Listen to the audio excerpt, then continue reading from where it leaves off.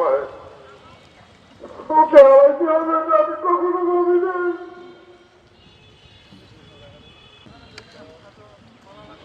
যদি আমার সর্বোচ্চ চেষ্টা করছি, আমি শুধু আপনাদের কাছে দোয়া চাই, যদি আপনারা যারা শিক্ষক মন্ডলী এখানে উপস্থিত হয়েছেন সম্মানিত, তাদেরকে বিনীতভাবে বলবো, যদি আপনারা আপনারা যদি কষ্ট পান, আমি আপনাদের কাছে ক্ষমা চাই, আপনারা ক্ষমা করে দেবেন। যদি কোনো লেনদেন থাকে ওর সাথে, যেহেতু স্কুলের শিশু দীর্ঘদিন 25 বছর এখানে কর্মরত ছিলেন, সে কারণে যদি কেউ সাথে কোনো লেনদেন করে থাকে, কেউ কোনো যদি টাকা পয়সা পেয়ে থাকেন বলবেন, আমি ইনশাল্লাহ পরিশোধ করবো। আপনাদের সাথে দোয়া চাই, এর বাইরে কিছু বলার নেই। সবাই ভালো থাকবেন।